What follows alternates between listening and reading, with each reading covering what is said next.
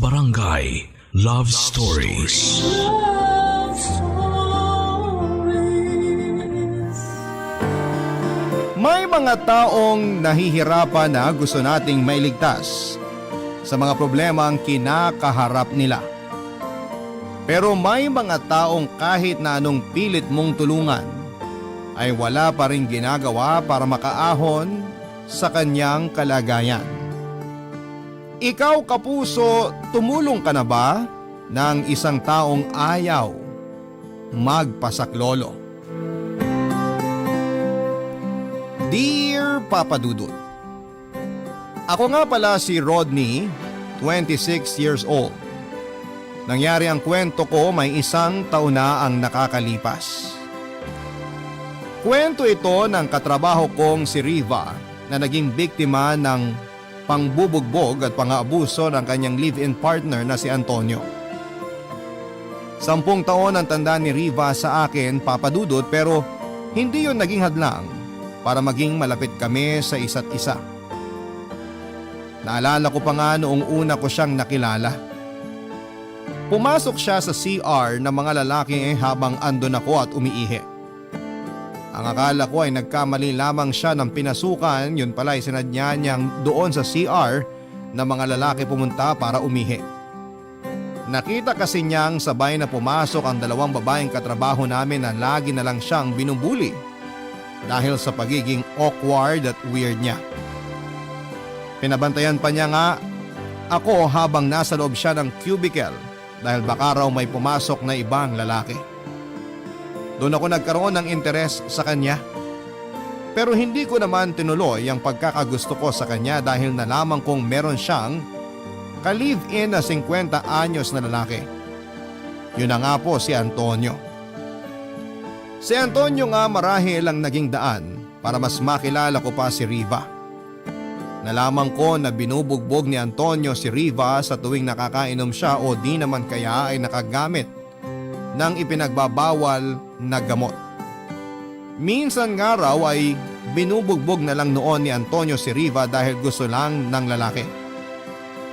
Hindi naman sana noon na amin si Riva pero nakita ko ang mga pasa at galos niya. Sinabi ni Riva na nahulog lang daw siya sa hagdanan pero hindi ako naniwala. Sinubukan niyang muling pagtakpan ng mga galos at pasa niya makalipas ang 2 linggo. Inaamin ko na siya, Papa Dudut. Nahirapan akong kunin ang tiwala niya noon pero nagawa ko naman after kong sabihin sa kanya na may kakilala akong katulad niya na sinasaktan din. Naiyak siya at sinabi sa akin nang paunti-unti ang mga ginagawa sa kanya ni Antonio. Ako ang nakakaramdam ng sakit sa mga kwento niya, Papa Dudut. Mula noon ay pinagkatiwalaan na niya ako at sinabi lahat ang mga kwento ng bawat pasa at galos na nakikita ko sa kanya tuwing pumapasok siya sa trabaho.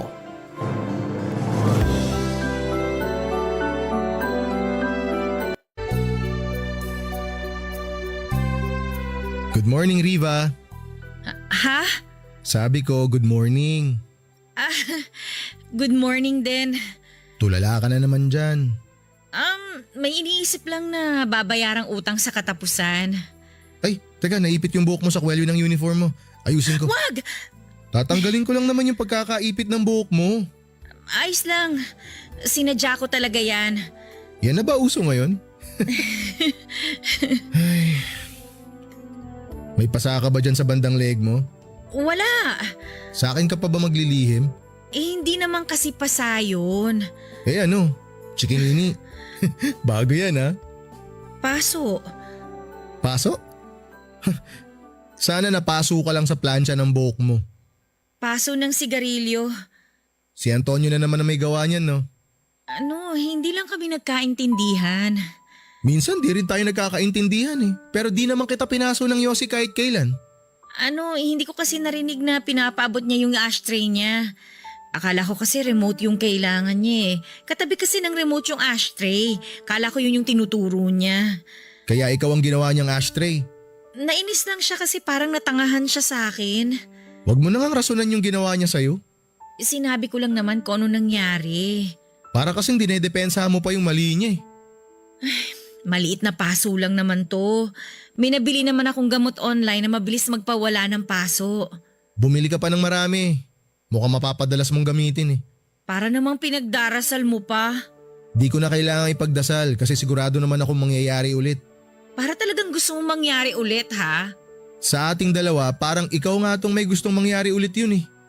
Di ko na maalala kung kailan kita huling nakitang walang galo sa katawan. Sino bang may gustong mangyari to sa sarili niya? Wala.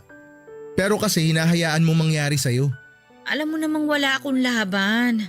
Eh kasi ayaw mong lumaban. Takot ako. Takot ka sa kanya o takot kang iwan ka niya? Magtrabaho na nga tayo. Riva. Kung sesermonan mo lang ako ulit, pwede bang pass na muna? Hindi yan ang kailangan ko ngayon eh. Alam ko kung ano kailangan mo. Sige nga, anong kailangan ko? Magmotel tayo. Mamayang lunch break? Di kakayanin ng 1 oras. Mamaya na lang after work. 3 oras ulit? Gawin na nating 4 kung pwede ka. Wala naman akong ibang gagawin mamaya eh. Sige. 6 p.m. Sa dati.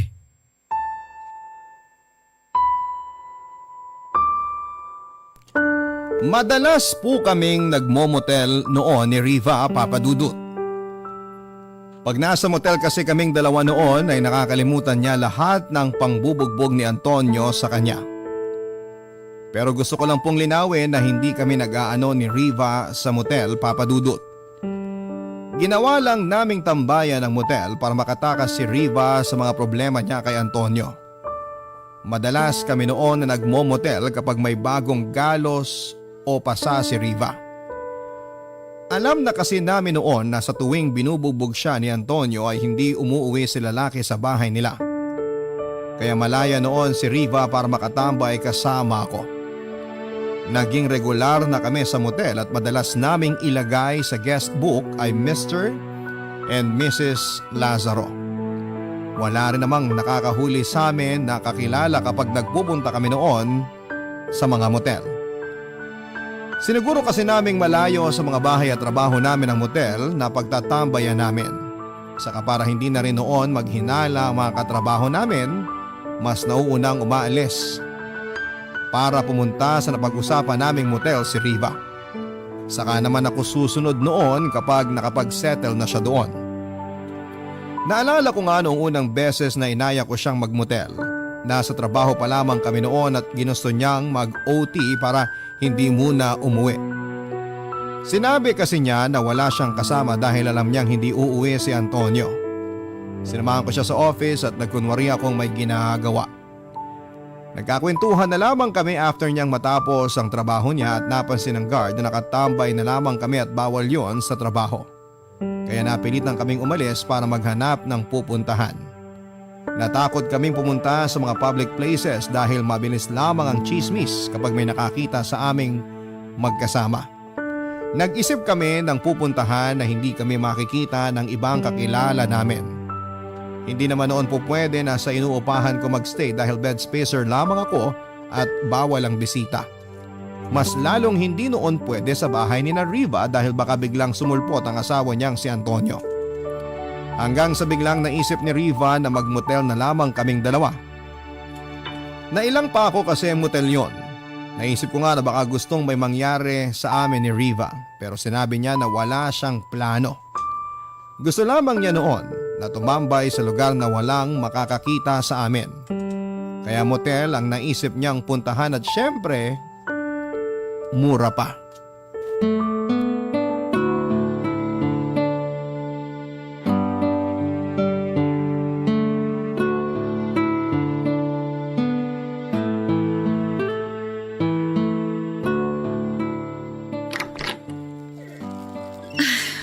Bakit ngayon ka lang?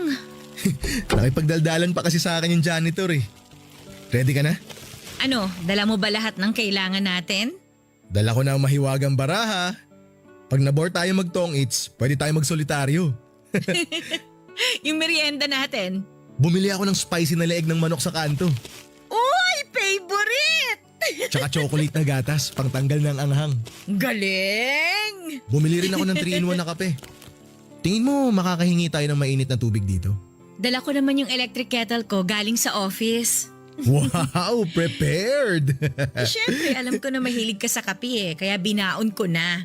Ay, oo nga pala, bumili na rin ako ng pandesal kanina. Bagay sa matamis na 3-in-1 mo. Grabe namang food trip to. Parang pang magjowa ah. Di ba nga tayo si Mr. and Mrs. Lazaro? Pwede. Ay, wala nga palang cable yung TV nila. May problema daw. Bukas pa maaayos. Di hanggang bukas na lang tayo rito para maabutan natin yung cable nila. Sira! Wala tayong mapapanooran. Ano ka ba? May wifi naman, di ba? Pwede tayo manood sa cellphone ko. May kalakihan naman yung screen ng phone ko. Kasya buong mukha natin. Ayun, oo. Pwede tayong manood ng KMJS na replay. Hindi ko napanood yung last Sunday na episode eh. Ako rin hindi ko napanood. KMJS and chill. Gusto ko yan. Mali yata yung pagkakarinig ko. Akala ko ako yung gusto mo. Pwede naman kung gusto mo. Tsa! Tumigil ka. Choosy ka. Asawa mo nga nang bubugbog eh. Ako, sa halik lang kita bubugbugin. Talaga ba? Sige nga, ah? Aba, hinahamon mo ba ako? O bakit? Aatras ka ba, ha? Ako? Aatras? Uy, ramdam ko yung kaba mo, ha? Uy, nako, wag mo akong subukan, Mrs. Lazaro. Tinitingnan ko lang kung hanggang saan ang hamon mo, Mr. Lazaro. Talagang sinusubukan mo ako, Mrs. Lazaro ha? Tuturuan kita ng leksyon. Lika nga rito. Bakit mo ako hinalikan? Akala ko ba? Joke lang yun, ano ka ba? Hindi ba nagbibiruan lang tayo? Akala ko kasi… Uy, Rodney, ayoko nang ginawa mo, ha? Sorry, Riva. Uuwi na lang ako. May lilinisin pa pala ako sa bahay. Teka lang, Riva. Huwag kang umalis. Oo, sige na. Nagbibiro lang ako. Biro lang yung halik ko na yun. Hindi biro yun eh. Riva! Kaya na tong kwarto. Bahala ka kung gusto mo pang magstay. Napahiya ako sa ginawa kong paghalik kay Riva. Akala ko kasi noon na gusto niya ring halikan ko siya, Papa Dudut. Inakala ko nilalandi niya ako kaya kumagat naman ako. Nagsisi ako sa ginawa ko at naupo ako sa kama habang sapo ang ulo ko. Nainis ako sa sarili ko kaya halos masabunutan ko na noon ang buhok ko. Nahiga ako at nakatingin lamang sa kisame. Gusto ko noon na habulin si Riva pero natakot ako na baka kasi may makakita sa amin. Muli kong binalikan ang eksena na hinalikan ko siya. Wala pang 1 minuto ay tinanggal ko na yon sa isipan ko. Nailang ako sa ginawa kong paghalik kay Riva at hindi ko maintindihan kung bakit ko yon nagawa. Matagal naman na kaming nagmomotel pero yon ang unang beses na nagkaharutan kami at nahalikan ko siya. Naisip ko tuloy na mawawalan na siya ng tiwala sa akin after ng mga nangyari. Kaya bago pa lumala ang lahat ay minessage ko na siya para sabihing nagkamali ako sa paghalik sa kanya. Hindi niya ako nireplyan pero alam kong nabasa niya ang mensahe ko. Nagstay pa ako saglit sa kwarto bago nagpa siyang umalis na. Pagkalabas ko ay sinubukan ko pang tawagan si Riva para mag-sorry ulit pero hindi niya sinagot. Inasahan ko nang hindi niya ako mapapatawad sa ginawa ko. Inasahan kong magkakailangan na kaming dalawa sa trabaho. Natakot ako, Papa Dudut, at hindi dahil sa hindi na niya ako kakausapin pa, kundi dahil wala na siyang malalapitan sa tuwing sinasaktan siya ni Antonio. Kaya naman sinikap ko makipag-ayos sa kanya para lamang may malapitan siya kapag kailangan niya. Hinabaan ko ang mensahe ko para explain sa kanya ang side ko at nakauwi na ako sa inuupahan ko nang nakatanggap ako ng message sa kanya. Nagsorry siya at sinabing kasalanan din niya dahil parang medyo nakipaglandian din daw siya sa akin. Nakahinga ako ng maluwag at akala ko kasi noon ay hindi na kami magkakaayos pa. Pinagtawanan na lamang namin ang nangyari at saka nagkwentuhan na lamang kaming dalawa habang nakahiga ako sa kama. Pinangako ko sa kanya na hindi na mauulit ang paghalik ko sa kanya. Muli niya akong pinagkatiwalaan naman ng araw ding yon, Papa Dudut.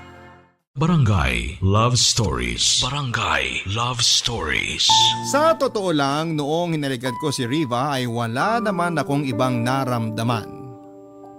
Hindi naman ako nagkagusto sa kanya o nakaramdaman lang ng init ng katawan.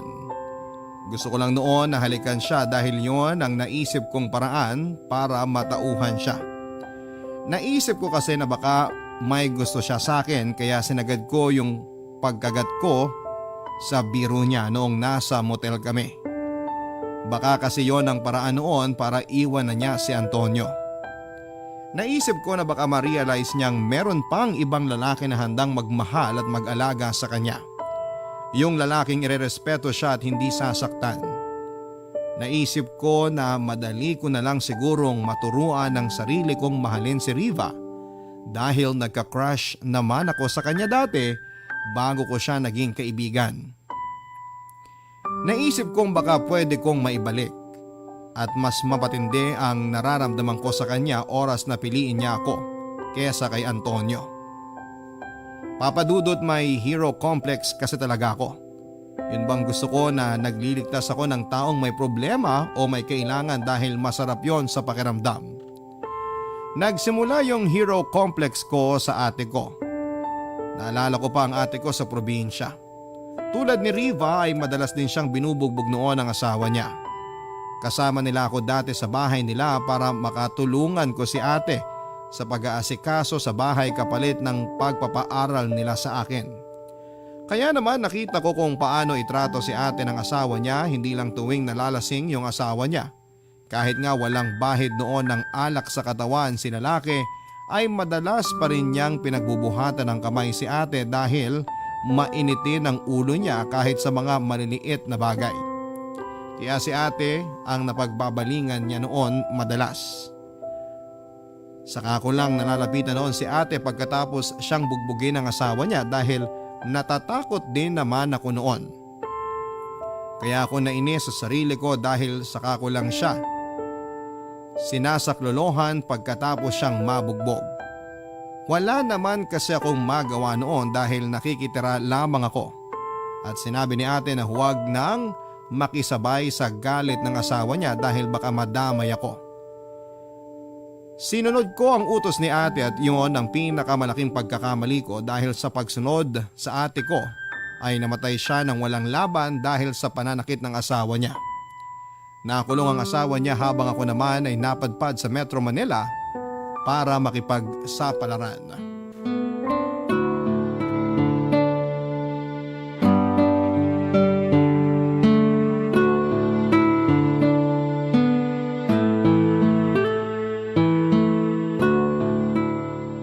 O suha para sa'yo. Di naman ako naglilihi ah. Pag suha, naglilihi ka agad? Bakit mo ako binibigyan ito? Peace offering ko sa'yo. I-cash mo na lang. Ay, pass. Bakit may pa-peace offering ka pa dyan ha? Nahiya ako sa pag-walkout ko sa'yo kahapon Kahit naman siguro sino mag-walkout kapag bigla silang hinalikan ng walang paalam. Hayaan mo na yun. Di ba nga ako ang may kasalanan? Oh, nasa na yung peace offering ko? Ikaw pala may kasalanan Gusto ko cash ha? Ay, pass. Uy, pero thank you Saan? Sa paghalik ko sa'yo? Che! Ikaw kakabanggit mo ng halik na yan. Naiisip ko tuloy. Nafo-fall ka na sa akin. Aminin. Oh, yan ka na naman Ang galing mo mga asar tapos pag pinatulang ka, bigla ka mag-walkout. O di wag na. Change topic na. Mabuti pa nga. Bakit mo ba ako laging tinutulungan? Yun na lang ang bagong topic natin. Kasi kailangan mo ng tulong. Sus, hindi ako naniniwala. Parang gusto mo atang palabasin na may gusto ako sa'yo kaya kita tinutulungan Yun lang naman ang dahilan ng lalaki kapag tinutulungan o ginagawa ng pabor ang babae, no? Uy, hindi lahat ganun no. Huwag mo ako idamay. Ibahin mo ako sa mga ganong klaseng lalaki. Hindi lang kasi ako naniniwala na gusto mo lang akong tulungan. Sure ka, wala ka talagang gustong benefit sa pagtulong mo sa akin? Riva, ilang buwan na kitang tinutulungan. Kung meron man akong gusto sa'yo, una pa lang hihirita na kita ng… Ako na lang kasi. Promise, di kita gaganunin. Best actor? Sige na. Naniniwala na akong wala kang gusto sa akin. Aaminin ko, dati crush kita. Dati lang? Na-turn off kasi ako sa katangahan mo sa asawa mo Ouch! Pero true. Ay, okay sige, aamin na ako. Sabi na may gusto ka talaga sa akin. Sorry ha, tanga ako. Asawa ko pa rin ang pipiliin ko. Kaya kita tinutulungan kasi gusto ko makabawi sa nangyari sa ate ko. Nangyari sa ate mo? Anong ibig mong sabihin? Parehas kayo nun. Parehong tanga pagdating sa pag-ibig. Sinasaktan din ba siya? Madalas. Kahit nga habang natutulog si ate nun bigla na lang siyang susuntukin ng asawa niya dahil nakaramdam lang ng galit. Grabe. Tsaka meron nung pagkakataon na hindi lang mahanap ng asawa niya yung pares ng tsinelas niya, bigla na lang niyang inuntog si ate sa dingding. Natutulog nun si ate tapos hinila siya nung asawa niya sa buhok. Tsaka inangat. Tapos inuntog sa dingding. 4 na beses. Malalakas. Nakita mo lahat yun? Oo, nakita ko lahat. Pero nagpanggap akong tulog kasi natakot ako. Hindi mo siya tinulungan? Hindi huli na. Anong ibig mong sabihin? 3 untog pa lang kay ate nun. Wala na. Namatay na ang ate mo? Oo. Ilang taon na rin na nakalipas. Ala, I'm sorry Rodney. Yan ang sagot ko sa tanong mo kung bakit kita tinutulungan. Oo, siguro nagbe-benefit ang pride ko. Sa'yo ako bumabawi kasi hindi ko nagawa to sa ate ko. Kaya please Riva, hayaan mong tulungan kita. Thank you Sa totoo lang, hindi ko alam ang sasabihin ko. Sabihin mo na iiwan mo na si Antonio bago mangyari sa'yo nangyari sa ate ko. Ay, Rodney. Alam mo naman kung bakit hindi ko magawang iwan siya, di ba? Oo, alam ko.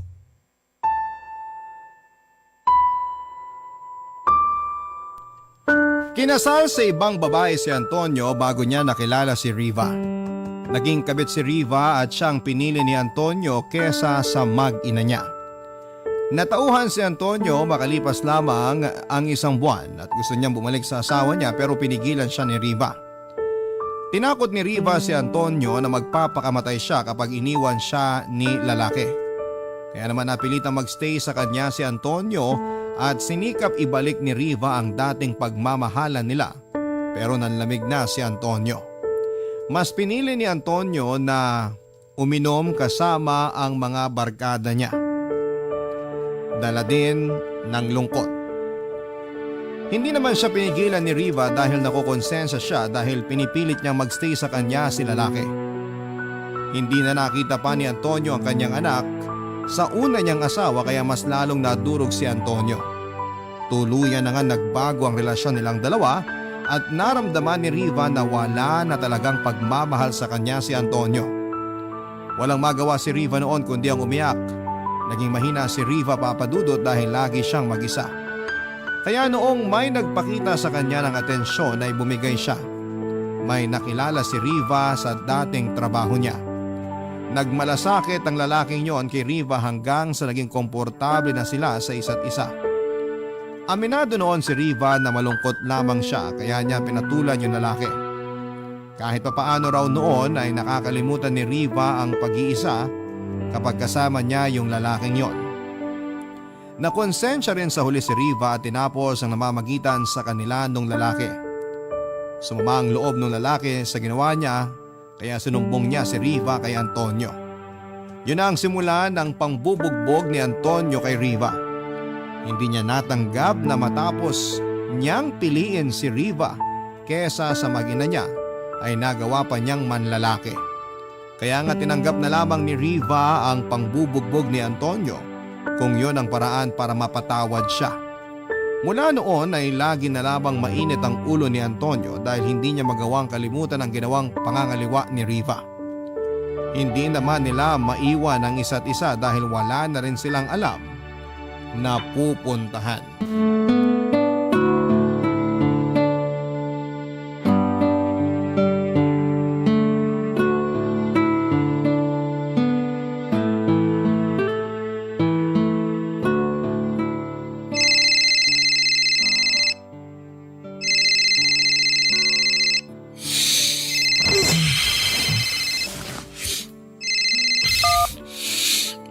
Hello, Riva?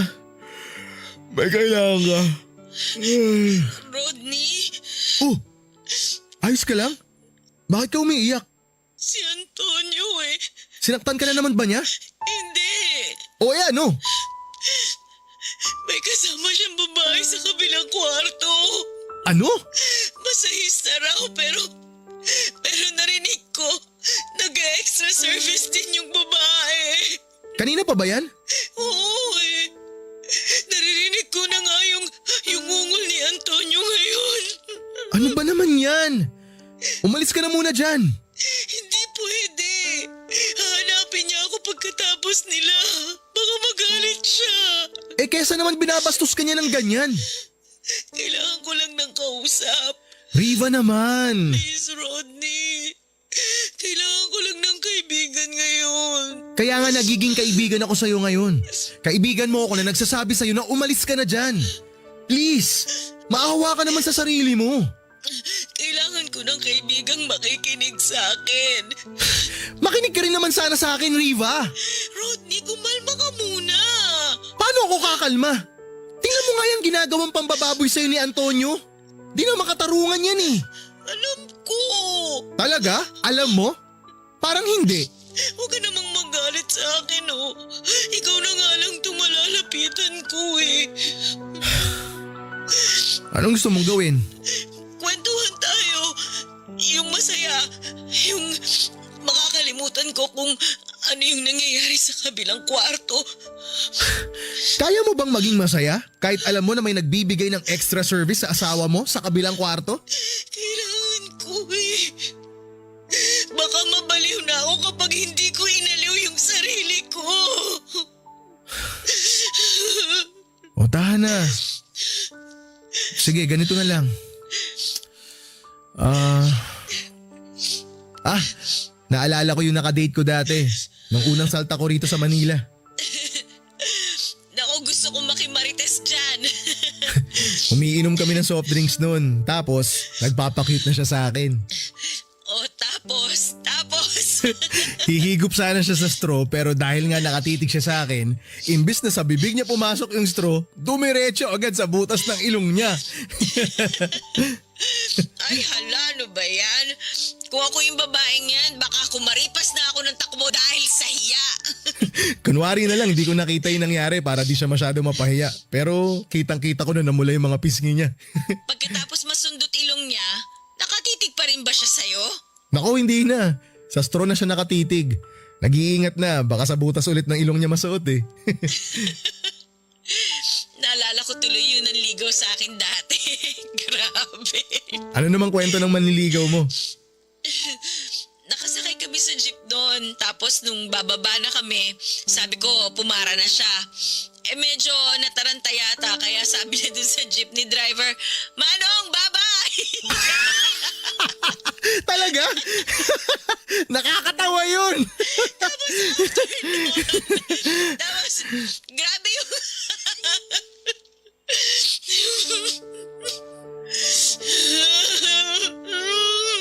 Riva.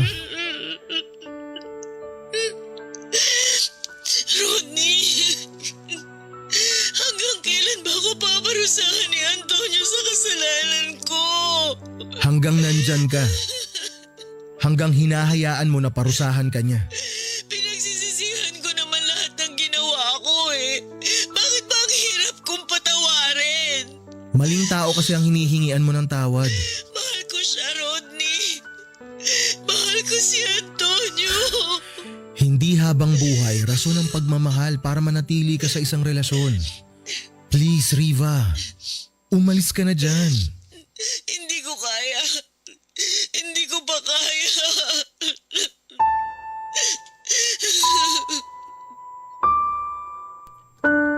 Hiningaan kong umiyak si Riva para mailabas niya ang lahat ng sakit na nararamdaman niya. Wala rin naman akong ibang magawa noon kundi ang makinig sa kanya dahil ayaw naman niya akong pakinggan. Sinubukan ko siyang ayaing magmotel kahit na isang oras lang para makawala siya sa mga nangyayari sa kanya pero tinanggihan niya ako. Baka raw kasi matapos kaagad sina Antonio at ang masahista niya. Sinabi niya na mas lalo lamang daw magkakagulo kapag nalaman ni Antonio na lumabas siya. Dinagdag pa niya na baka raw may makakita sa aming dalawa na magkasama at umabot yon kay Antonio. Marami pa siyang nirason para huwag lumabas at magmotel. Inintindi ko na lamang ang lahat ng mga sinabi niya dahil alam kong wala rin naman akong ibang magagawang tulong kundi ang makinig sa kanya. Makalipas siguro ang halos 15 minutos ay saka biglang binaba ni Riva ang tawag. Naisip kong baka natapos na ang asawa niya sa extra service. Hindi ko na tinawagan o tinext pa si Riva dahil baka makita ng asawa niya. Ayoko naman noon na may isipin pang hindi maganda si Antonio kay Riva. Baka lalo lang niyang saktan si Riva. Sinubukan kong bumalik sa pagkakatulog pero hindi ko na yun nagawa pa. Wala na akong ibang naisip kundi si Riva at paulit-ulit ko nung naririnig ang boses ni Riva habang umiiyak at pinipilit na tumatawa. Naalala ko na bigla ang ate ko, Papa Dudut. Kung ilang beses ko rin siyang narinig na namimeke ng tawa niya para ipakita sa lahat na ayos lamang siya. Napaiyak na lamang ako sa pag-alala sa ate ko. At hindi ko maiwasang sisihin noon ang sarili ko dahil hinayaan kong mapatay siya ng asawa niya. Kung hindi lang ako nagtulog-tulugan noon ay hindi sana'y buhay pa si ate. Bigla akong nag-alala para kay Riva. Hindi imposibleng mangyari rin kay Riva ang mga nangyari sa ate ko. Kaya ilang beses ko na siyang binalaan pero hindi niya ako pinakinggan. Naubusan na ako noon ng paraan para makumbinsi siyang iwasan si Antonio bago mahuli ang lahat. Hindi ko na siguro mapapatawad palalo ang sarili ko kung pati si Riva ay hindi ko pa mailigtas sa sitwasyon na meron siya ngayon. Yon ang naisipan ko noon, Papa Dudut. Kaya nag-isip ako ng paraan para mapuwersa ko siyang makawala sa poder ng mapang-abuso niyang asawang si Antonio, Papa Dudut. Barangay Love Stories. Barangay Love Stories. Nagpatuloy pa rin ang pananakit ni Antonio kay Riva, Papa Dudut. Nagpatuloy pa rin ako sa pakikinig kay Riva at sa mga kwento niyang paulit-ulit. Hindi ko na siya pinilit na iwan si Antonio dahil alam ko naman ang sagot niya. Nagkasya na lamang akong makinig sa mga kwento niya. Nagkasya na lamang akong intindihin na hindi biro ang pinagdadaanan niya. Sinabi naman ni Riva sa akin na masaya na siyang may nakakaalam sa mga nangyayari sa kanya. Dinagdag pa niya na kahit papaano raw ay nararamdaman niyang hindi na siya nag-iisa sa laban niya. Kahit papaano noon ay natuwa ako dahil may naitulong naman ako kay Riva kahit na hindi ganon kalaki. Kaya naman nakontento na lamang akong makinig sa paulit-ulit na nangyayari sa kanyang kwento. Sasaktan siya ni Antonio, lalapitan niya ako para kwentuhan tapos magmomotel kaming dalawa. Yun po ang naging pattern namin. Nabilib na nga ako sa katawan ni Riva dahil hindi pa rin bumibigay kahit bugbog sarado na siya ni Antonio. Hindi katulad ng ate ko noon. Minsan binalita sa akin ni Riva na hindi pa raw umuuwi ng halos 1 linggo si Antonio. Sinubukan daw niyang tawagan si Antonio pero hindi sumasagot. Nanalangin ako na sana ay hindi na bumalik si Antonio at hiniling ko na sana talagang nagpakalayo-layo na si Antonio para hindi na niya masaktan pa si Riva. Inasahan kong mas mauuna pang bumitaw si Antonio kay Riva kaysa si Riva ang bumitaw sa kanila. Hanggang sa tumawag na sa kanya si Antonio at sinabing babalik na rin daw siya pagkatapos ng 2 araw dahil may pinuntahan lang daw silang beach ng mga kaibigan niya. Doon ako nilapitan muli ni Riva at inayang magmotel ng 2 araw. Nasaktuhan pang day off naming pareho ng 2 araw kaya malaya kaming makakapagmotel. Alam kong mabigat noon ang loob ni Riva dahil nami-miss niya si Antonio kaya nangako ako sa kanya na papasayahin ko siya. Imbes na sa motel noon ay nag-check-in kami sa hotel na maayos. para naman marelax siya noon sa 2 araw na bakasyon niya sa mapang-abuso niyang asawa, Papa Dudut.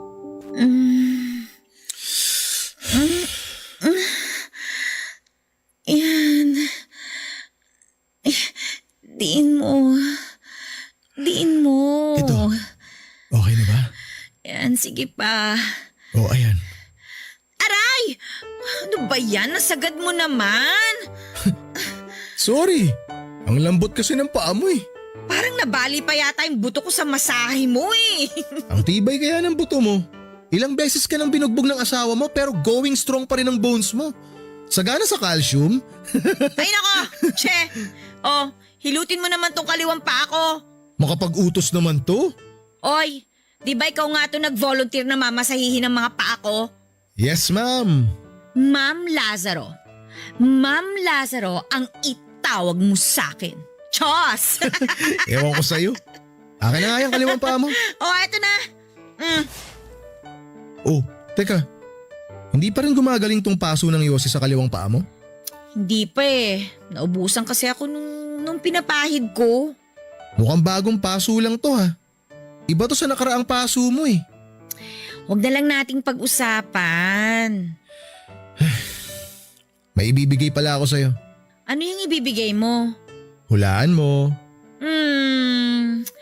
Ashtray para kay Antonio? Mukhang kontento naman na si Antonio na ikaw yung ginagawa niyang ashtray. Che! Ano nga kasi yan? Dali na! Oh, nagmamadali. May lakad lang. Oh, eto na.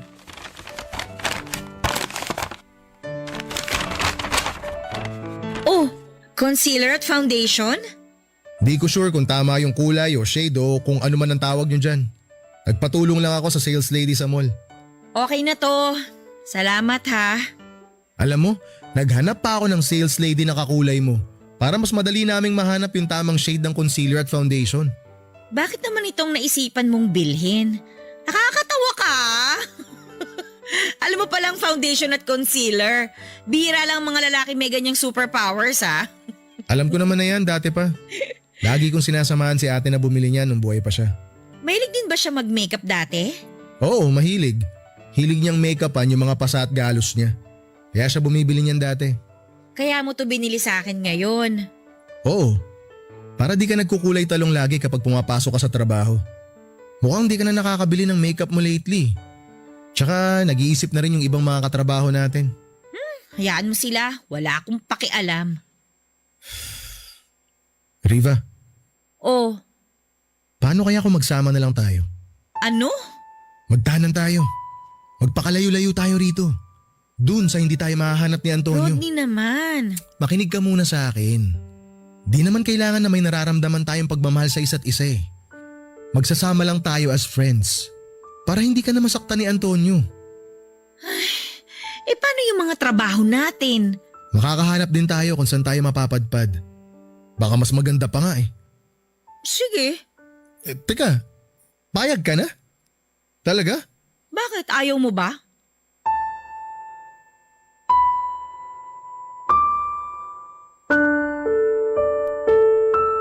Hindi ako makapaniwalang napapayag ko noon si Riva Papadudut. Sinubukan ko lang naman siyang tanungin at kung sakaling tatanggi siya ay walang problema sa akin. Hindi ko alam kung bakit siya pumayag kaagad noon kaya hindi ko na pinalampas pa ang pagkakataon na tuluyan na siyang mahila palabas sa sitwasyon niya.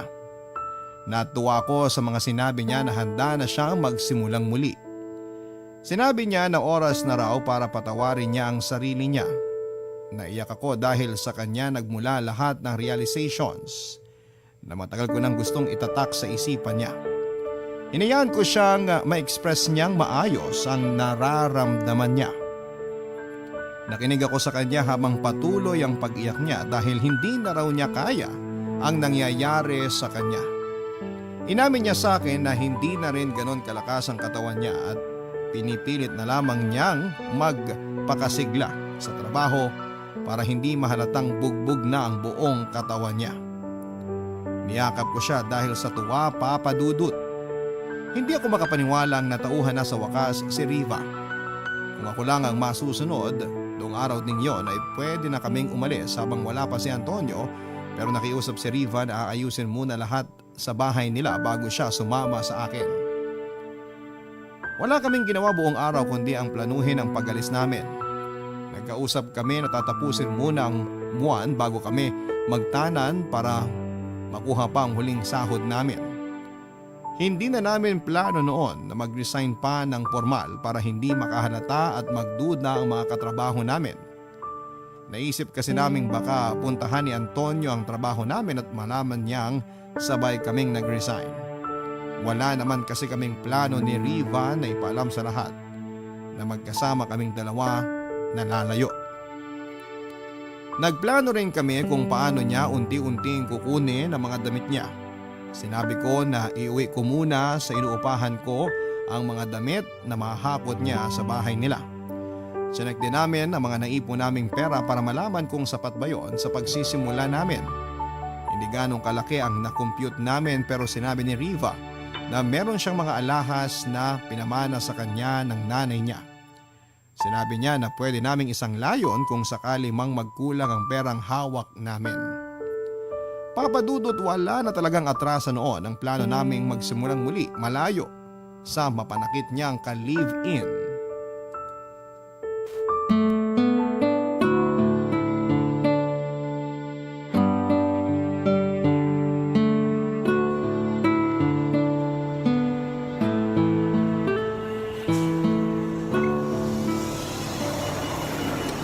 Kanina pa ako naghihintay sa'yo rito sa labas. Sorry ha, hinintay ko pa kasing makatulog si Antonio eh. Sigurado ka bang hindi siya nagising? Marami na siyang nainom na alak. Bukas na ng tanghali yun magigising. Tara na. Tulungan na kita dyan sa bagahe mo. Matagal mo na akong tinutulungan sa bagahe ko. Handa ka na bang gumaan ng bagahe mo? Handa na. Tara na, para makaabot tayo sa biyahe. Rodney? Bakit? Huwag mo sabihin nagdadalawang isip ka ha. Naku, babatukan talaga kita. Hindi. Hindi ako nagdadalawang isip. Pero gusto ko lang sabihin na salamat ha. Salamat sa lahat ng ginawa mong tulong sa akin. Mula sa simula hanggang sa huli. Salamat kasi nakatakas na ako kay Antonio. Ang drama mo naman. Tara na. Rodney! Rodney! Rodney, Ha? pasensya na kung nagising kita sa tulog mo. Antonio nga pala, pare. Ikaw yung ka-live-in ni Riva, di ba? Ako nga. Mukhang nakwento na ako ni Riva sa'yo ah. Sana puro magaganda lang lahat ng sinabi niya tungkol sa akin. Paano mo ako nakilala? Tinuro ka kasi nung boss niyo ni Riva kanina. Lapitan daw kita habang nakabreak ka. Bakit? Anong kailangan mo? Ikaw na raw magtuturo sa akin kung saan yung mga gamit ni Riva. Ha? Bakit? Kukunin ko na kasi lahat. Bakit nga? Patay na si Riva. Ano? Naglason siya. Nadatnan ko na lang sa banyo na nakabulagta. Bumubula ang bibig at wala ng buhay. Hindi. Hindi totoo yan. Hindi rin ako makapaniwala eh. Akala ko hindi niya magagawa yun. Akala ko masaya siya. Tapos... Kailangan ko siya makita. Pinakremate ko na siya. Walang burol na mangyayari kasi di ko kaya makakita muna ng mga tao. Ang sakit eh. Ang sakit na nangyari. Hindi ko matanggap. Ipakita mo siya sa akin, please. Tinago ko na yung abo niya sa cabinet namin sa kwarto. Kung saan niya nilalagay yung mga gamit niya. Ayoko munang buksan yun. Kasi ang hirap. Hindi pa rin ako makapaniwala. Last week masaya pa siya eh. Ang dami niyang plano. Ang dami niyang kwento tungkol sa mga gusto niyang gawin sa buhay niya. Kaya nga ako nagtataka kung bakit bigla niyang tinapos ang buhay niya eh. Mukhang tama naman yung pulis na pumunta sa bahay. Dala nga siguro ata ng depression. Ikaw ang kasama niya lagi sa bahay. Hindi mo man lang nakita na depressed siya? Hindi eh. Busy kasi ako madalas eh. Yun lang ang alam kong kasalanan ko sa kanya. Kaya siguro siya na-depress kasi wala akong oras para sa kanya. Pero nagtatrabaho naman ako para mabigyan siya ng magandang buhay kasi alam ko maliit lang ang sinasahod niya rito. Pwede bang makausap ko yung mga pulis na sinasabi mo? Para saan? Gusto ko lang makumpirma kung totoong depression yung tumapos sa buhay ni Riva. Ang mga pulis na yon ang kasama kong nakakita sa bangkay ni Riva sa banyo. Alam nila ang ginagawa at sinasabi nila. Hindi lang si Riva ang nakita nilang ganon. Bakit ba parang pinagdududahan mo mga sinasabi ko ha? Hindi. Gusto ko lang makibalita. Kasi naging kaibigan ko rin si Riva. Ayoko na muna siya pag-usapan. Pwede bang makuha ko na ibang gamit niya para makaalis na ako? Itinuro ko kung saan ang mesa at mga gamit ni Riva, Papa Dudut. Tinulungan ko si Antonio na hakutin ang mga gamit ni Riva. Nanginginig pa rin ako noon, Papa Dudut, at hindi ko na muling kinausap pa si Antonio. At ninayaan na siyang makaalis ng opisina habang bitbit ang mga gamit ni Riva. Dumaan muna siya sa boss namin para ipaalala ang huling sahod ni Riva na kukunin niya sa susunod. Noong nakalis na si Antonio ay saka ako nagpunta sa CR para magkulong doon sa cubicle. Mabuti na lamang at walang ibang tao kaya malaya akong naiyak. Pinagsasunto ko noon ang pintuan sa galit sa sarili ko dahil hindi ko nailigtas si Riva. Nagaya na siya sa ate ko dahil wala na naman akong nagawa. 2 araw na lang sana at magtatana na kami noon pero biglang sumabog sa akin ang binalita ni Antonio na patay na si Riva. Kaya ba siya nagpakita noon sa panaginip ko? Yun na ba ang huling paalam niya sa akin noon? Mas lalo akong naiyak habang binabalikan ang panaginip ko bago ako gisingin ni Antonio. Papa Dudut, alam kong hindi nagpakamatay si Riva at alam kong may kinalaman si Antonio sa pagkamatay niya pero wala akong magawa para patunayan yon. Sa pangalawang beses ay pinamahayan muli ako ng takot. Gusto ko man noon na paimbestigahan ang mga nangyari kay Riva ay hindi ko na tinuloy dahil pakiramdam ko ay malakas ang kapit ni Antonio sa alagad ng batas at pwede siyang protektahan ng mga yon. Nagtaka ko kung bakit hindi nila pinagdudahan ang mga sariwang sugat at pasa niya sa katawan. Nagtaka ako kung bakit napakremate kaagad si Riva. Marami ako naging tanong noon at si Riva lang ang makakasagot pero wala na siya, Papa Dudut. Hindi ko maiwasang sisihin noon ang sarili ko dahil hindi ko siya naprotektahan kaagad. Sinisi ko kung bakit hinintay ko pang matapos ang buwan bago siya ayaing umalis. Sinisi ko rin ang sarili ko kung bakit ako naduwag noong kaharap ko na si Antonio. Bakit ninayaan ko siyang magsinungaling sa harapan ko? Wala ko nagawa para kay Riva, Papa Dudut. May 1 taon nang nakalipas mula noong nawala si Riva pero bit-bit ko pa rin sa puso ang matinding kalungkutan dahil may isa na namang tao ang namatay dahil natakot ako. Dahil nagpabaya ako. Hanggang dito na lamang po ang aking sulat. Ang inyo pong forever kapuso at kabarangay, Rodney. Barangay Love Stories. Love Stories.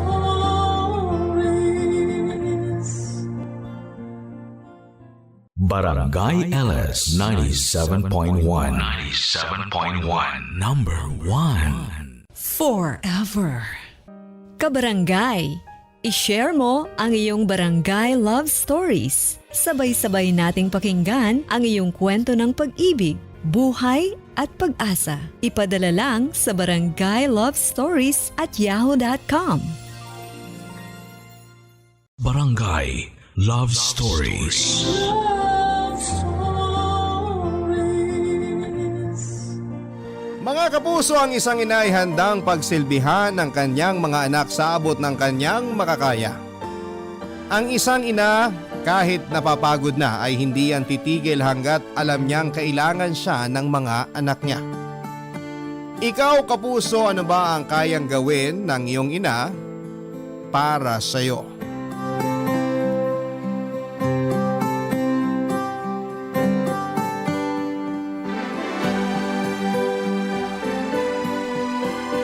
Dear Papa Dudut, kapag ina ka, wala kang hindi gagawin para sa iyong mga anak. Ganon ako. Pero bakit parang kulang pa rin sa kanila? Ako nga pala si Milagros, 60 years old at isang ina. Isa na akong byuda at hindi na nakapag-asawa pa dahil nag-focus ako noon sa nag-iisa kong anak na si Regine. 35 years old na siya sa kasalukuyan at may kinakasama na ito na itago na lang natin sa pangalang Richard. Kaidaran din niya. Nakilala niya ito sa pinapasukan niyang trabaho noong unang salta ito sa Maynila. Mula nang nakapagtapos ng kolehiyo si Regine ay nakipagsapalaran na ito sa Kamaynilaan at naiwan ako mag-isa sa Davao. Nahirapan akong masanay na wala ang anak ko sa piling ko pero mas nauunawaan ko ang kagustuhan nitong matupad ang kanyang mga pangarap. Hindi na ito umuwi pa sa amin at nagpapadala na lamang siya noon ng pera sa akin. Saglit lamang, madalas ang kumustahan namin dahil madalas busy raw siya noon sa trabaho. Naiintindihan ko pa rin siya at sa text nga lang din ito nasasabi sa akin na may ka-live-in na rin siya. At noong nagsabi ako na gusto kong makilala ang lalaking yon ay sinabi niyang saka na raw kapag nagpunta na ako ng Maynila. Tinanong ko siya noon kung kailan ko ba siya pwedeng dalawin. Pero hindi ito sumagot pa.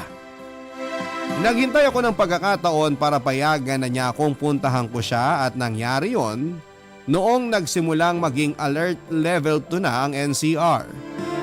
Siya pa mismo ang nagsabi sa akin na tumira muna ako sa bahay nila dahil kailangan nila ng kasama. Natuwa ako at agad ako nag-impake ng mga damit ko para puntahan siya, Papa Dudut. Sinundo niya ako sa airport noon at hindi ko na siya halos nakilala dahil sa tagal na hindi ko siya nakasama. Noong nakarating kami sa bahay nila ay doon na kami nakapag-usap ng maayos na dalawa.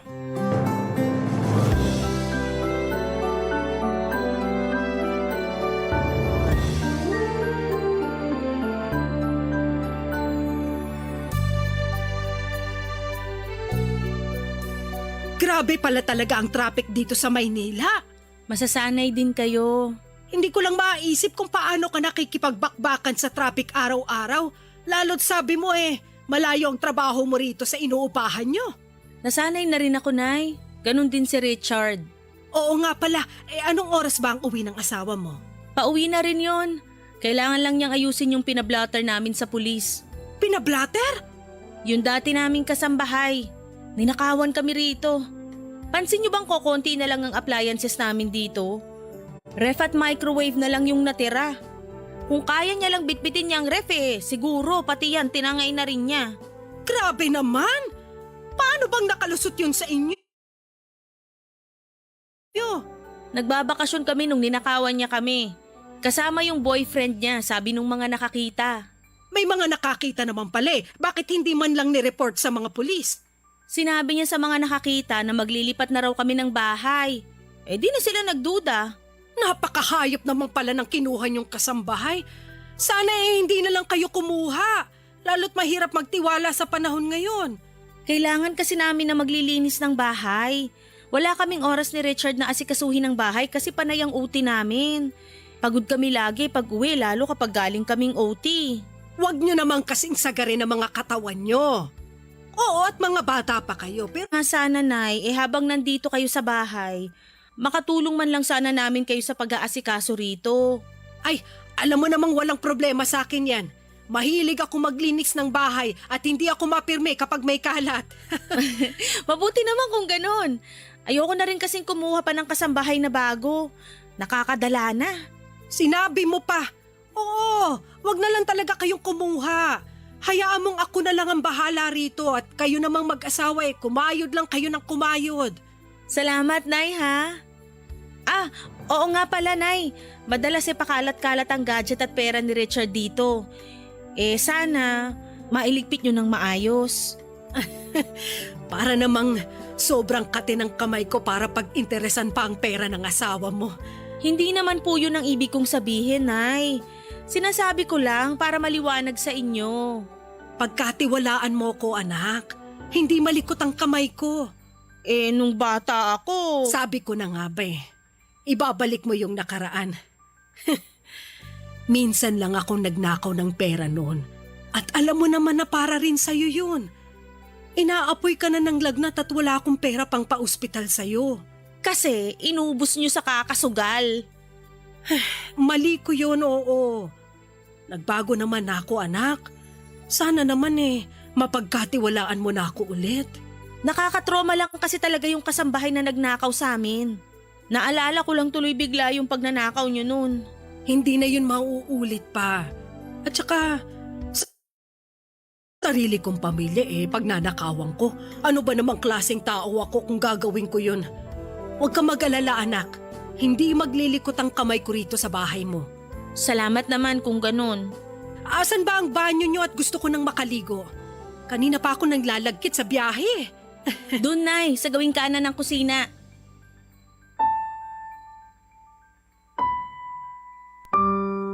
Papa Dudut, first year high school si Regine noong nagkasakit siya ng malubha. Bilang isang ina, handa mong gawin lahat para sa iyong anak, hindi ba? Napilitan po akong magnakaw noon sa isang tindahan malapit sa amin. Natsyempo kasing madali lang maabot noon ang lalagyan ng pera at saktong wala ring nagbabantay. Nakuha ko ang pera pero may nakakita pala. Nadala ko noon sa ospital si Regine nang sugurin ako ng may-ari ng tindahan at sinaktan ako. Hindi naman ako makatanggi noon dahil may nakakita.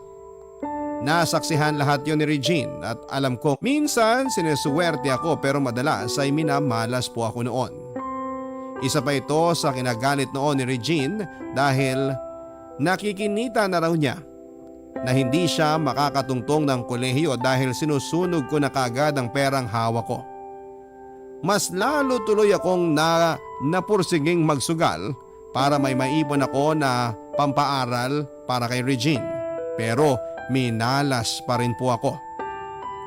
Nahiya na ako noon sa anak ko lalo na noong siya na ang gumawa ng paraan para magkaroon po ito ng scholarship sa bayan.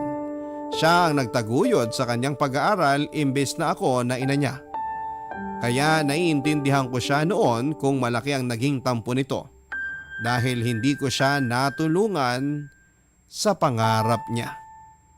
Kaya nga noong nagpunta ako sa Maynila ay sinabi ko sa sarili ko na oras na para bumawi naman sa kanya. Kaya nga pinagaan ko ang buhay nilang mag-asawa sa pamamagitan ng pag-aasikaso ng lahat ng gawaing bahay. Mabilis lang namang asikasuhin noon ang bahay ni Regine dahil hindi naman yon ganong kalaki. Kaya nga bago sumapit ang hapon noon natatapos ko na ang mga gawaing bahay. Para malibang ko naman ang aking sarili naglalakad-lakad ako sa barangay namin. At doon ko nakita na may pabingo pala sa dulong kanto namin. Araw-araw na akong nandun kapag natatapos na ako sa gawaing bahay at umuwi ako bago dumilim para makapagluto na. May isang beses nga lang na ginabi ako ng uwi dahil hindi ko na malaya ng oras, Papa Dudut. Hindi naman ako masyadong kinabahan dahil alam ko noon na late din namang umuwi sina Regine pero nagkamali ako.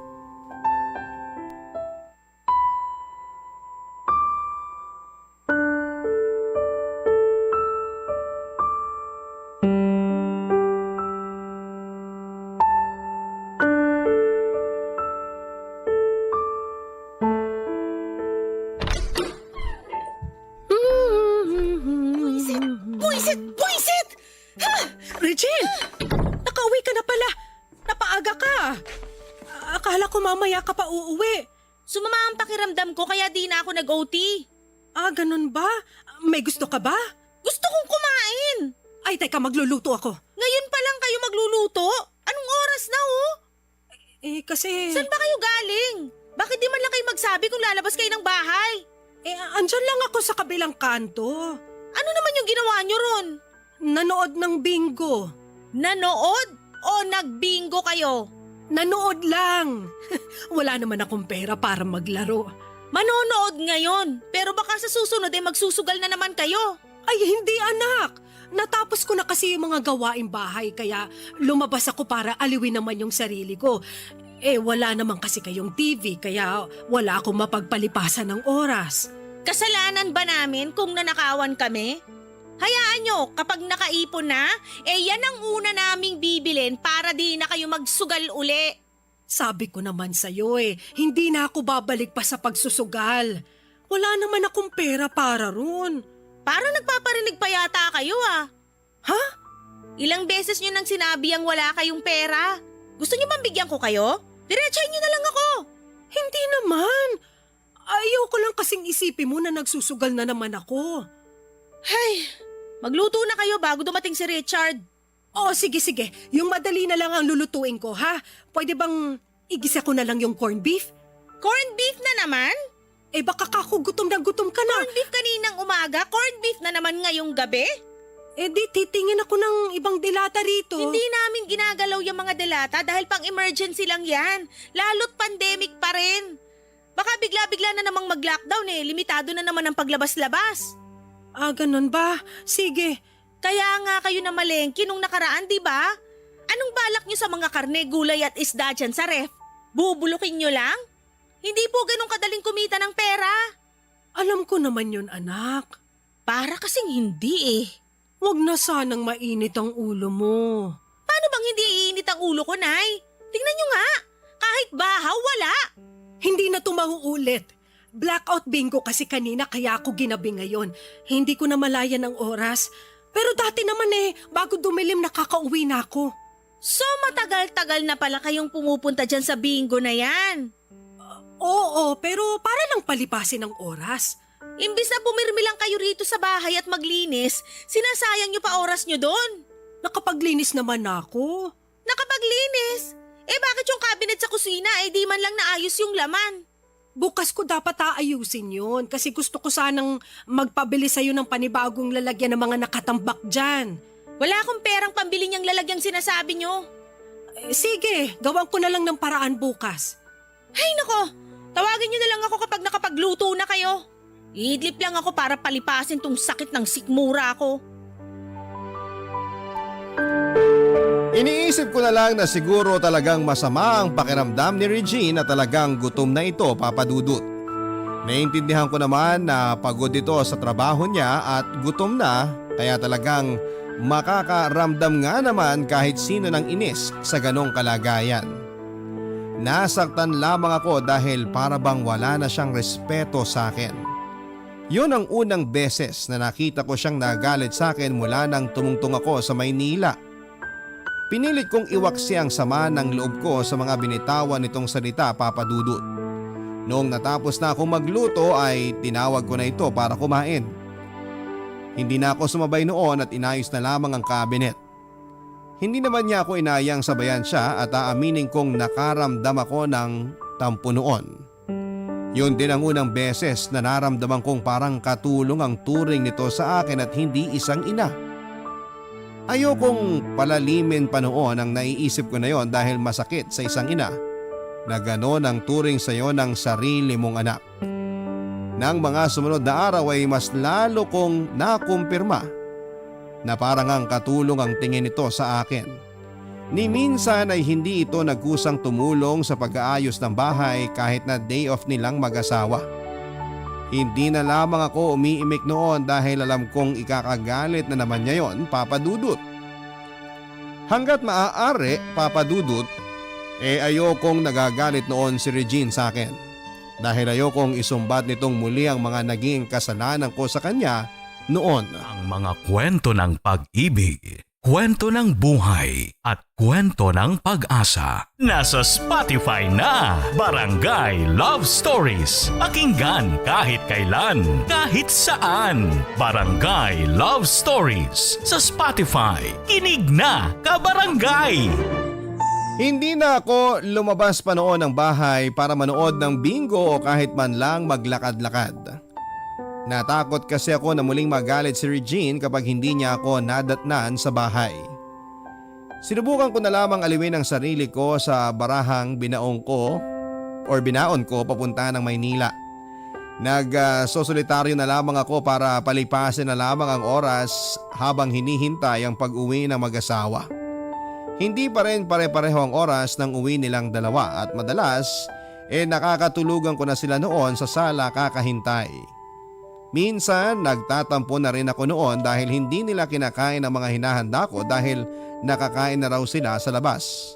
Samantalang binilin sa akin ni Regine na huwag kong kakaligtaang magluto ng pagkain, lalo't pagod sila sa trabaho.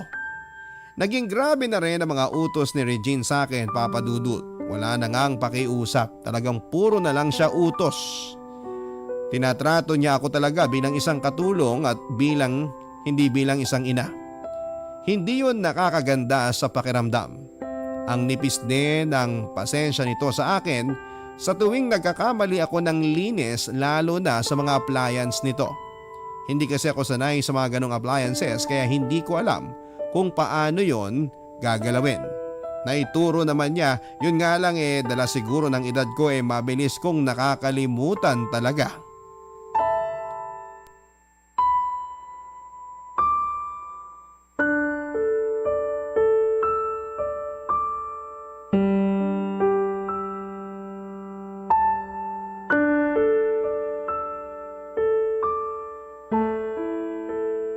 Nay! Nay! Ano yon? Pumunta nga muna kayo rito sa kusina.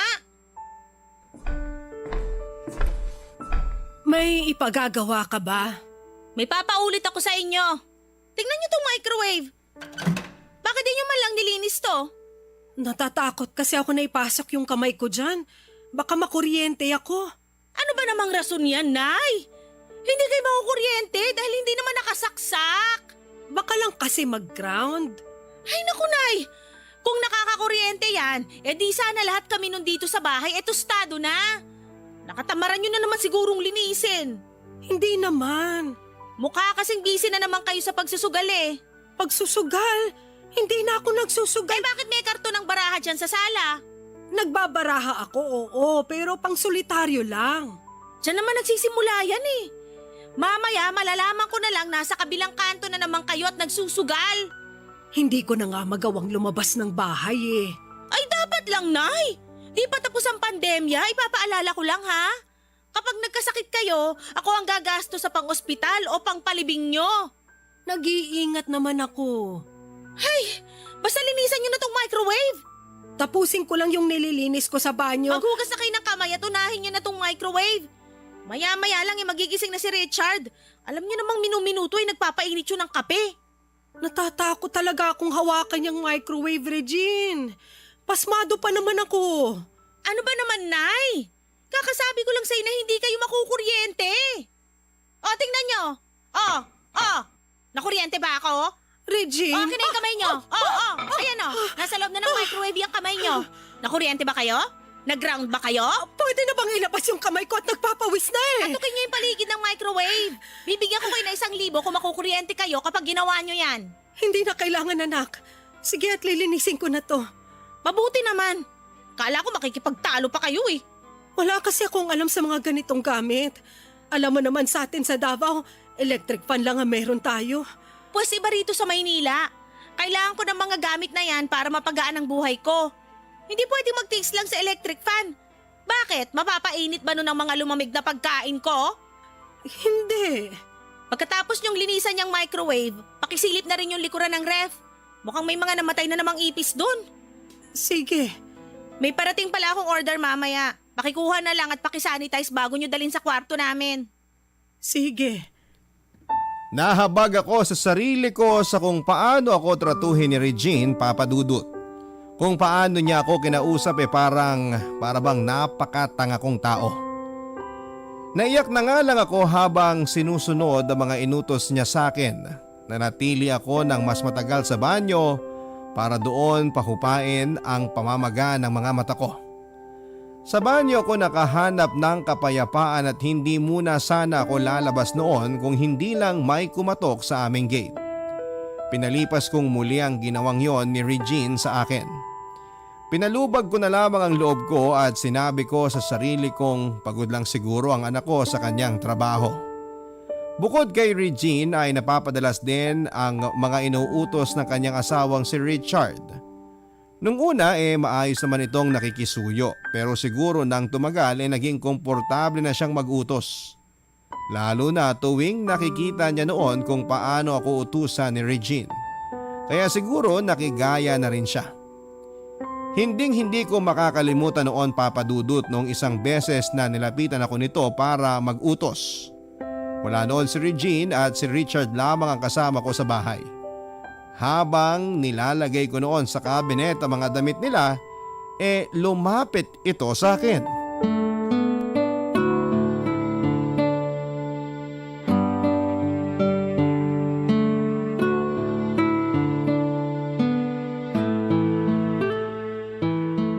Nay? Oh, Richard, tapos ka na bang kumain? Opo.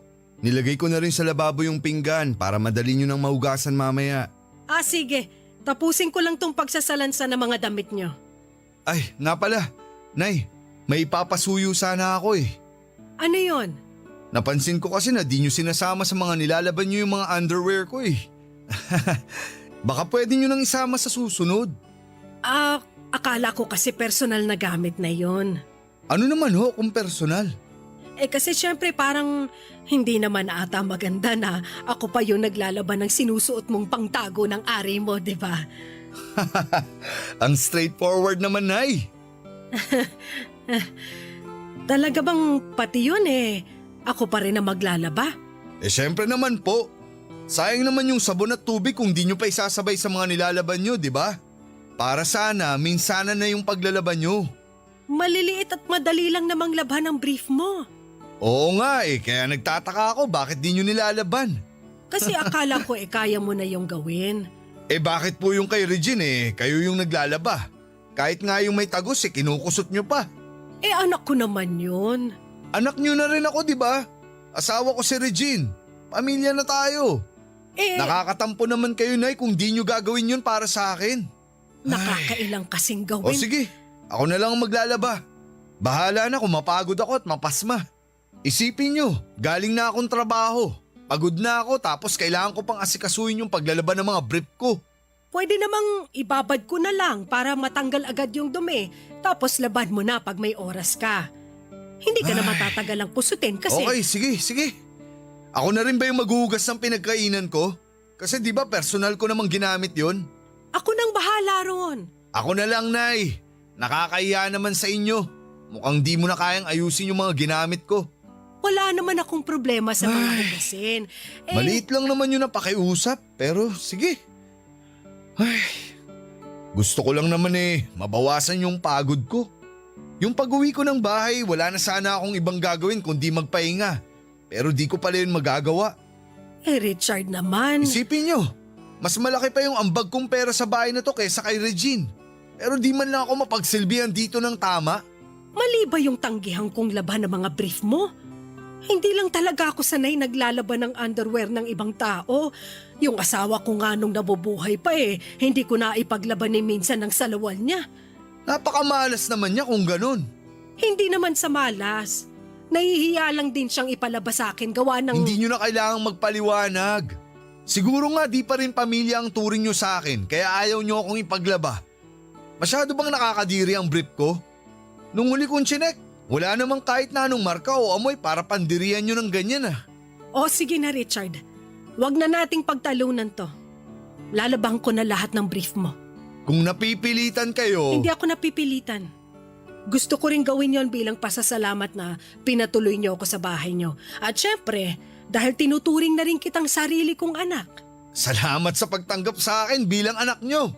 Yun lang naman ang habol ko Na po pala, dahan-dahan lang po sa paglalaban ng mga brief ko Baka kasi masyado nyo namang makusot. Mahal pa naman yung mga yun. Branded. Dinaan ako ni Richard sa pangungonsensya at simpleng panunumbat kaya ako pumayag sa utos niya.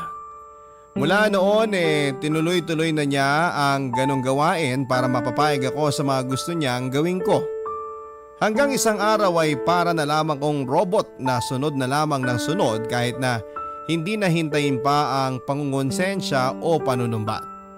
Namanhid na lamang ako at tinanggap na siguro ito ang kapalit ng mga naging kasalanan ko noon kay Regine. Mas naging madali para sa akin na tanggapin ang sitwasyon ko sa ganong pag-iisip kesa yung durugin ko yung puso ko sa kakaisip na talagang katulong lang ang turing nila para sa akin.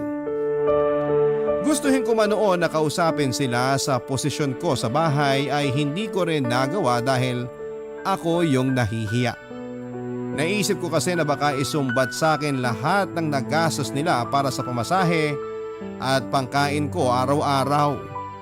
Mula noong dumating ako sa bahay nila ni minsan ay hindi nila ako binigyan kahit piso man lang. Naging katulong nila ako ng walang bayad. Noong minsan nga ay sinubukan kong manghingi ng 20 pesos pambilisan na ng tinapay. Pero agad akong pinangunahan ni Regine at sinabing baka gamitin ko lang daw ang pera para ipangsugal. Mula noon ay hindi ko na inulit pang manghingi kahit 25 sentimos sa kanya.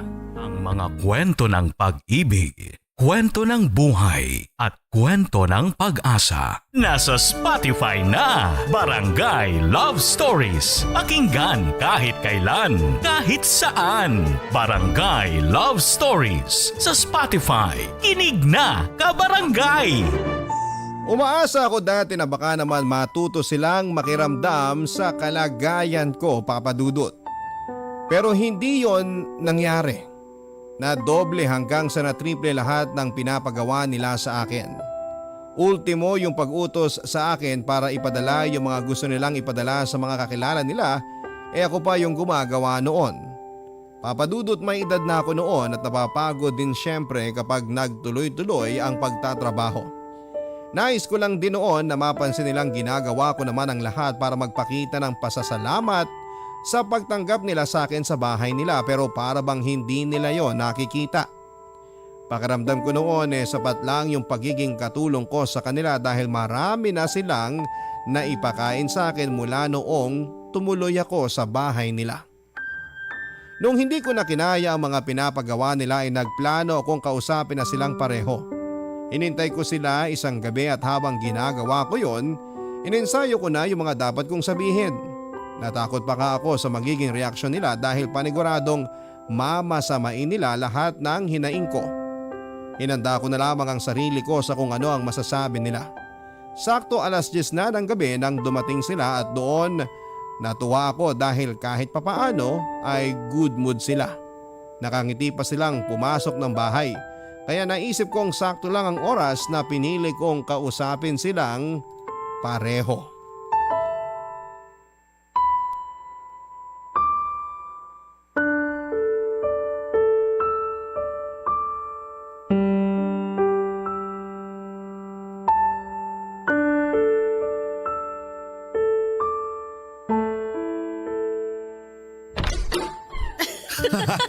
Grabe yung nangyari na yung kay Claire, no? Hindi ko na nga siya matignan after nung nangyari. Saka hindi ba? Oh, Nay, mukhang kampanting-kampante kayo sa pagkakaupo niyo dyan sa sofa. Nakapagluto na ba ng dinner? Oo, iinitin ko na lang kapag handa na kayong kumain. Mamaya muna siguro. Napagod kami sa biyahe pa uwi. Ang hirap talaga kapag nagko-commute ka lang. Pakuha na lang kami ng malamig na tubig. Sa akin, padagdagan ng yelo. Ang init sa labas eh. Pwede bang makausap muna kayo saglit? Mukhang seryoso kayo ah. Hihingi ba kayo ng pangsugal? Wala kaming maibibigay. Hindi naman yon. Gusto ko lang sana maglabas ng hinanaing ko. Hinanaing saan? Dahil di ka namin pinapayagang magsugal? Alam niyo naman sigurong para rin yun sa ikabubuti niyo, di ba? Huwag mo na sanang ibalik-balik pa yung tungkol sa sugal. Matagal ko nang kinalimutan yan. Matagal nang kinalimutan? Bakit parang memoryado nyo pa rin yung tamang pagsalat ng baraha? Hindi tungkol sa sugal o anumang bisyo yung gusto ko sanang sabihin sa inyo. Tungkol saan pala yan? Nito kasing mga nakaraan, napapansin ko napapadalas na yung mga utos nyo sa akin. Yan ba yung kinasasama ng loob nyo? Alam nyo naman na kailangan namin kayo rito para gampanan yung mga gawaing bahay dahil hindi namin kayang gawin yon, di ba? Pareho kaming pagod sa trabaho ni Richard. Inaasahan nyo talagang kami pa ang gagawa nun? Alam ko namang pagod kayo pagdating. At kaya nga ako nandito para pagaanin kahit papano yung stress at pagod nyo. Hindi ko lang maintindihan, Nay, ha? Sorry pero parang ang tunog labag sa kalooban nyo lahat ng pinapagawa namin dito sa bahay. May kusa naman akong trabahuhin lahat ng mga gawain dito. Ang sa akin lang, hindi pa man din ako nakakaupo may panibago na naman kayong utos. Alam niyong mahina na mga buto ko at sa edad ko hindi na dapat ako masyadong nababanat sa mga mabibigat na trabaho. Hindi nababanat sa mabibigat na trabaho. Try nyo kayang puntahan kami sa trabaho namin para makita nyong katiting lang ang pagod na nararamdaman nyo. Kayo rito kapag natapos na sa gawaing bahay, pwede na kayo magpahinga. Kami, tuloy-tuloy lang at madalas nauuwi pa namin dito sa bahay yung trabahong di namin natapos. Tama si Regine, Nay. Kaya sana wag nang sasama ang loob nyo kung nauutusan kayo sa mga gawaing bahay. Kaya nga namin kayo kinuha, di ba? Nasabi naman na siguro ng anak nyo kung bakit kayo nandito. Oo. Yun naman pala Pero ang akala ko tutulong lang ako sa gawaing bahay. Hindi ko lang talaga inasahan na ituturing niyo kung katulong dito. Ha? Bakit nyo naman iisipin na tinuturing namin kayong katulong? Ang katulong, binabayaran. Hindi naman namin kayo inaabutan kahit piso para sa mga ginagawa nyo dito sa bahay, di ba? Yun na nga Para akong nangatulong ng walang sahod. Yung mga pinapagawa nyo at paraan nyo ng pag-uutos parang katulong nyo ko Naku, Nay, kayo lang ang nag-iisip niyan. Ako lang ba? Balikan niyo yung mga araw na inutusan niyo ko at sinigawan kapag may mga pagkakamali ako. Hindi nanay ang turing niyo sa akin dito. Isa akong katulong para sa inyo. Di sorry, kung sa tingin nyo ganun ang turing namin sa inyo. Masyado naman kayo nagbabalat sibuyas dyan. Nay, kung pera lang ang kailangan nyo, pwede nyo naman kaming diretsahin Hindi pera ang kailangan ko. Kilala ko kayo, Nay. Magkano ba ang gusto nyong kabayaran para sa pag-aasikaso nyo rito sa bahay? Sinabi ko na ngang hindi pera ang pinupunto ko. Binanggit nyo na nga kanina, di ba? Sabi nyo para kayong katulong na di binabayaran? O di sige, babayaran namin kayo. Parang kinumpirma nyo lang sa akin na katulong talaga ako para sa inyo. Hindi na namin alam yung gusto nyong mangyari dito. Alam nyo, Nay, kung gusto nyo… Richard, ako na lang ang makikipag-usap kay nanay. Pumanik ka muna sa kwarto. Nakakainis kasi. Di na lang tayo diretsahin. Ako nang bahala. Sige na, magpunta ka na muna sa kwarto.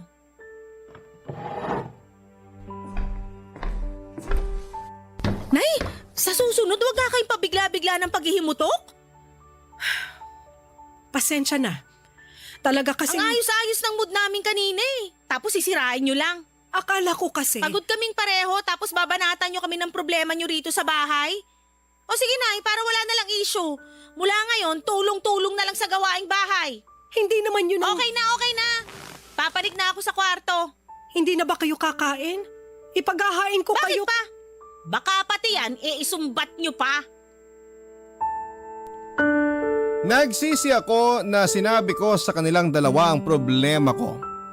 Nainis ako sa sarili ko dahil pwede namang hindi ko na lamang sinabi sa kanila para maging maayos pa rin ang pagsasama naming tatlo. Mula noong sinabi ko sa kanila ang hinanaing ko ay hindi na nila ako kinausap ng maayos. Dinadaan-daanan na lamang nila ako sa bahay at madalas pinaparinggan nila ako noon. Tinulungan na nila ako sa mga gawaing bahay pero padabog lahat ng ginagawa nila na may halong pagpaparinig.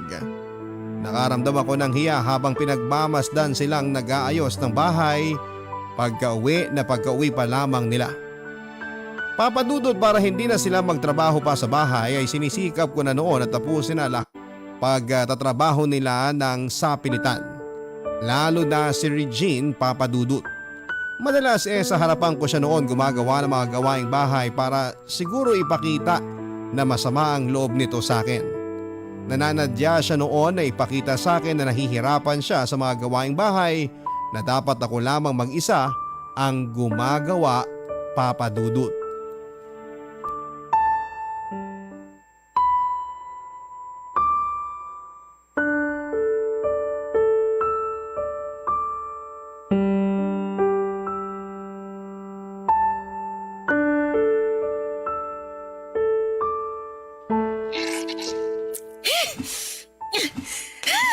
Buisit!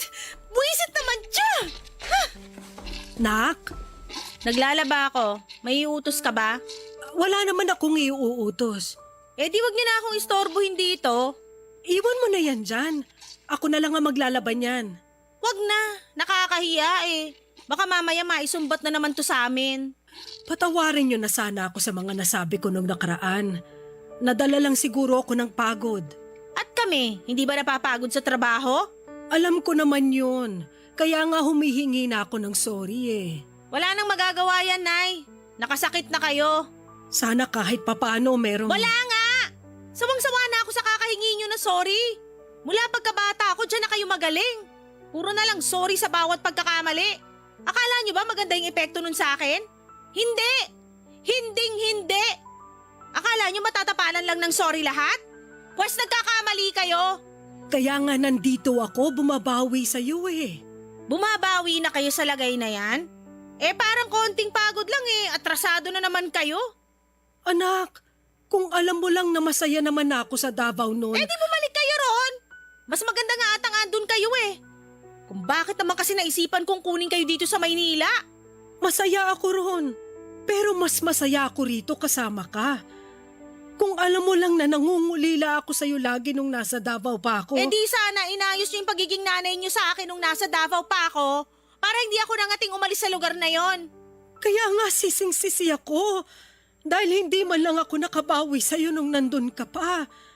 Marami akong pinalagpas na pagkakataon para maayos yung gulo natin. Ikaw lang naman yung gumawa ng gulo na yun, Nay. Hiyang-hiya ako sa nagawa niyong pagnanakaw, sa pagsusugal niyo, sa pagiging walang kwenta niyong ina. Kung ano-anong inabot kong pamiminta sa akin sa eskwelahan dahil sa inyo. Kahit mga teacher ko noon, walang ibang ginawa kundi pagchismisan ng buhay natin. Hindi ko alam yan. Hindi niyo alam dahil wala naman kayong pakialam. Anak! Alam niyo, Nay, mas maganda siguro hindi ko na lang talaga kayo pinapunta rito sa Maynila. Akala ko makakatulong kayo eh. Akala ko magiging maayos tayo rito, pero hindi eh. Naging dagdag stress ka pa sa akin. Gusto ko lang naman magsabi ng saloobin ko. Gusto ko ring magsabi ng saloobin ko ngayon, pwede ba? Naiinis ako sa'yo dahil puro kayo reklamo. Hindi na lang kayo magpasalamat na binigyan ko kayo ng matutuluyan at bukod dyan, libreng pagkain. Nung nasa Davao ka, anong kinakain mo ron? Bahala na, di ba? Madalas di ka pa nga siguro nabubusog sa mga kinakain mo. Alam mo kung bakit? Kasi nung sinundo kita sa airport, sobrang payat mo. Ikumpara mo ngayon, Nay. Ikumpara mo! Nagkalamang ka na at hindi ka na maputla.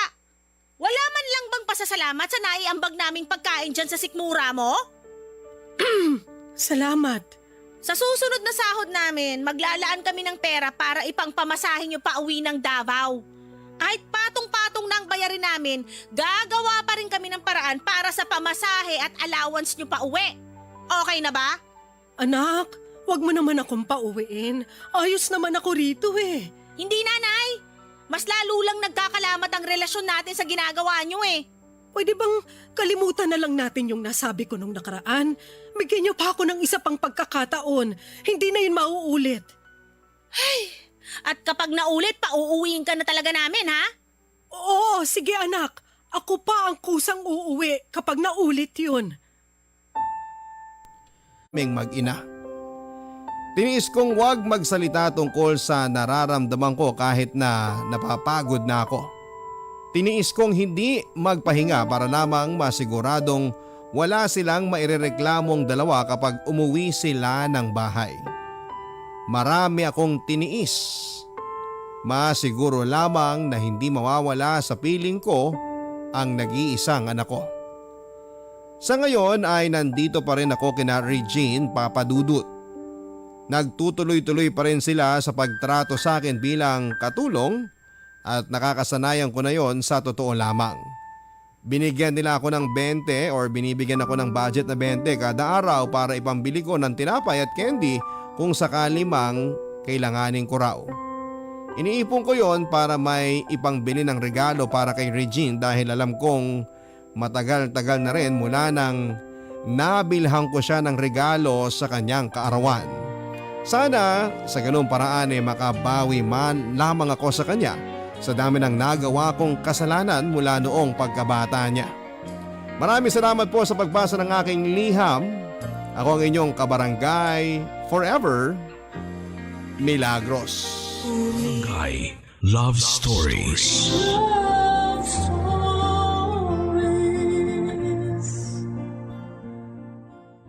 Barangay LS 97.1.